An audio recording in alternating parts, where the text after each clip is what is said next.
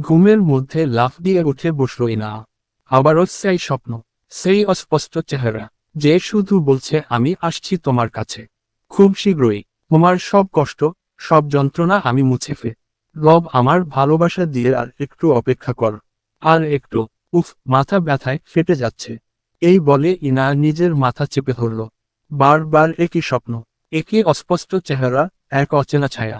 কেন আসো আমার স্বপ্নে অচেনা ছায়া তুমি। সে ফোন হাতে নিয়ে দেখল বিকাল 4:30 বাজে। কখন যে গল্পের বই পড়তে পড়তে ঘুমিয়ে গিয়েছিল টেরই পায়নি। বাইরে থেকে কেমন জানি চেঁচামেচির শব্দ আসছে। তার মানে কি ওনারা এসে পড়েছে?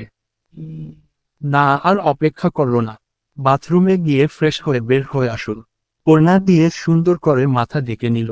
আস্তে আস্তে দরজা খুলে বাইরে বের হয়ে এল। তোমরা কোন অধিকারে বাড়িতে এসেছ? চলে যাও বাড়ি থেকে। এই কথাটা আর কেউই না, বরং আমার সেজ চাচা ইমন খান বলেছেন। তিনি সব নষ্টের মূল এবং শয়তানের হাড্ডি। ইনা আস্তে আস্তে সিঁড়ির দিকে এগিয়ে গেল। তার মা সিঁড়ির পাশেই দাঁড়িয়েছিলেন। ইনা চুপচাপ গিয়ে তার মায়ের পিছনে দাঁড়ালো। তার চোখ দুটো একটু কৌতূহলী হয়ে উঠল। সে মায়ের কাঁধের পাশ দিয়ে নিচের দৃশ্য দেখতে লাগলো। তার মুখটা এমনভাবে রাখা ছিল যেন কেউ হঠাৎ তাকালে কেবল চোখ দুটোই দেখতে পাবে। একটা শান্ত অথচ গভীর দৃষ্টিতে ডুবে থাকা চোখ। সেই নিচে দেখল কিছু অপরিচিত চেহারা। তার মধ্যে একজন লোককে অনেকটা তার বাবার মতো লাগছে। তাই বুঝতে দেরি হলো না যে এটা তার বড় চাচা। ইমরান খান বলল, ভাই আমার, আর কত রাগ করে থাকবি? তোদের টানে ফিরে এসেছি। ইমন খান বললেন, আমাদের টানে ফিরেছিস নাকি সম্প্রতির লোভে? তখন তো খুব পালিয়ে গিয়েছিল সকল বোঝা আমাদের ঘাড়ে রেখে। এখন সম্পত্তির লোভে এসেছিস? বের হয়ে যা এক্ষুনি এই বাসা থেকে। তোদের মতো বেইমানের জায়গা নেই এই বাড়িতে কোনো। নিচ থেকে বের হয়ে যা, নয় তো আমি ঘাড়ে ধাক্কা দিয়ে বের করে দেব। আরিশ আর সহ্য করতে পারল না তার বাবার অপমান। সে এক পা এগিয়ে এসে গম্ভীর কণ্ঠে বলল, ব্যাস, অনেক হয়েছে। আপনার সাহস কি করে হয় আমার বাবাকে অপমান করার? আমার বাবার যদি সম্পত্তির লোভ থাকতো তাহলে অনেক আগেই চলে আসতো নিজের সম্পত্তি নিবার জন্য। সবার চোখ এখন আরিশের দিকে। সে থামল না। এতদিন দূরে থেকো, এর কারও আমার বাবা সব সময় আপনাদের কথা ভাবত। তারপরও আমার বাবা এখানে আসতো না। শুধুমাত্র ছোট চাচ্চুর সাথে যোগাযোগ ছিল বাবার। তারপর হঠাৎ যখন ছোট চাচ্চুর সাথে যোগাযোগ বন্ধ হয়ে যায়, বাবা প্রথম ভেবেছিল হয়তো চাচ্চুও আপনাদের মতো আর বাবার সাথে যোগাযোগ রাখবে না। কিন্তু তারপরও আমার বাবার মন মানছিল না। অনেক খোঁজখবর নিয়ে আমরা জানতে পারি যে ছোট চাচ্চু আর এই পৃথিবীতে নেই। তিনি আরও 2.5 বছর আগে মারা গিয়েছিলেন। সেটা জানতে পেরে আমার বাবা ভেঙে পড়ে এবং সমস্ত কিছু ভুলে এখানে চলে আসে। আর রইল বাকি সম্পত্তির কথা। আপনারা যেই সম্পত্তি নিয়ে গর্ব করছেন তার থেকে 1000 গুণ বেশি সম্পত্তির মালিক আমার বাবা। এই সম্পত্তিতে ভাগ বসানোর কোন প্রয়োজন নেই আমার বাবার। আমার বাবার সাথে কথা বলার সময় সামলিয়ে কথা বলবেন। ইনা দূরে দাঁড়িয়ে নিঃশব্দে তাকিয়ে থাকে সেই যুবকের দিকে।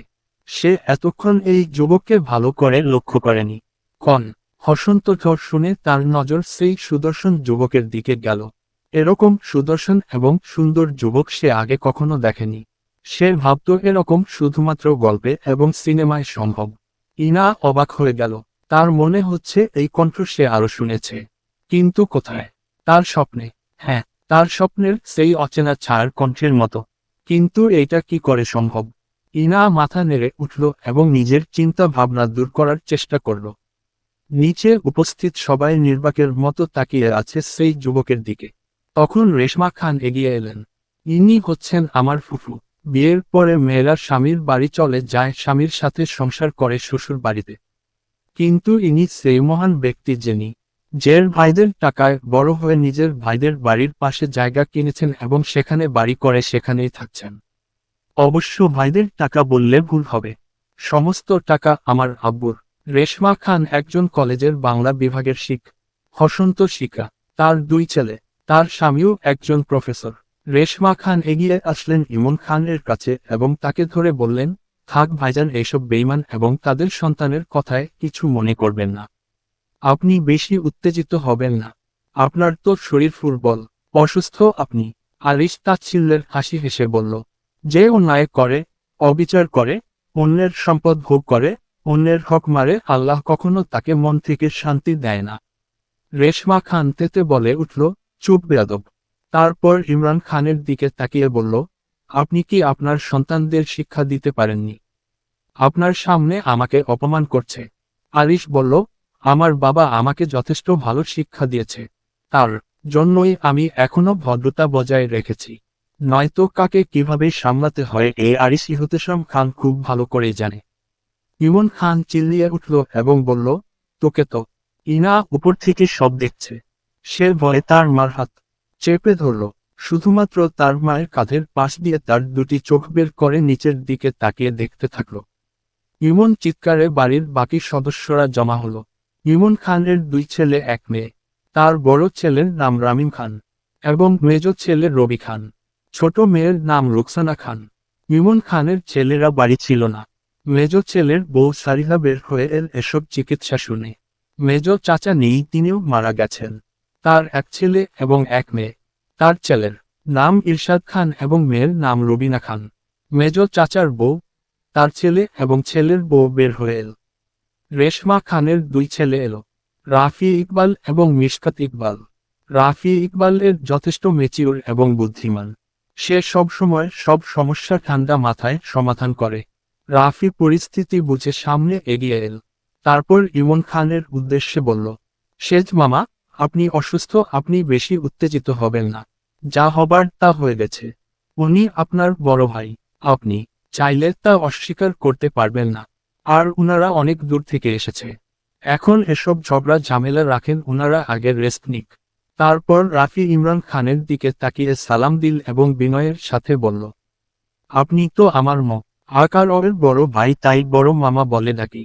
আপনি তো জানেন আপনার ভাই বোনকে আমার থেকে বেশি, তো এই সম্পর্কে আমার মনে হচ্ছে আমার আর সাফাই গাইতে হবে না। ইমরান খান বলল, না রে বাবা, দিন শেষে তো ওরা আমারই আপনজন, আমার রক্ত। তারপর ইমরান খান নিজের পরিবারের সাথে সবার পরিচয় করিয়ে দিলেন। রাফি মুচকি হাসল, তারপর বলল, আসুন আপনার রেস্ট নিবেন।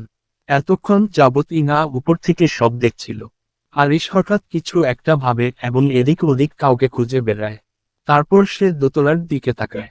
তার চোখ গিয়ে আটকায় দোতলার সিঁড়িতে একজন মহিলার পিছনে দাঁড়িয়ে থাকা একটি মেয়ের এক জোড়া চোখে। সেই চোখে ছিল একরাশ বিষণ্ণতা, যেন কত শত কথা পেয়ে রাখা এক সমুদ্র, নিস্তব্ধ অথচ উথলে ওঠা। চোখের নিচে হালকা কালি, ক্লান্তির প্রলেপ, তবুও সেই চোখ দুটো এতটাই মায়াবী যে তাতে চোখ রাখা যায় না, আবার ফেরানো যায় না। আরিশ যেন মুহূর্তের জন্য থমকে গেল। আশেপাশের শব্দ, আলো, মানুষ সব যেন পেছনে গিয়ে মিলিয়ে গেল অন্ধকারে। শুধু সামনে ভেসে রইল সেই চোখের ছায়া। ওই চোখ দুটোর মালিক নিশ্চয়ই খুব ফর্সা নয়, কিন্তু অদ্ভুত এক কমল রং তার গায়ে লেগে আছে, সেম বর্ণের। মাঝে একটা অদ্ভুত আকর্ষণ, যেন স্নিগ্ধ বৃষ্টির মতো, চোখে পড়লে মনে শান্তি লাগে, অথচ মনে মনে কাঁপুনি ধরিয়ে দেয়। এই প্রথম চোখাচোখি। ইনায়াও এইবার সোজা, নির্ভয়ে আরিশের চোখে তাকালো। ইনার বুকের ভেতরটা কেঁপে উঠল। সে থমকে গেল, তার শরীর শিরশির করে উঠল আরিশের এই এক অদ্ভুত চাহনিতে। দুজন দুজনের দিকে তাকিয়ে রইল।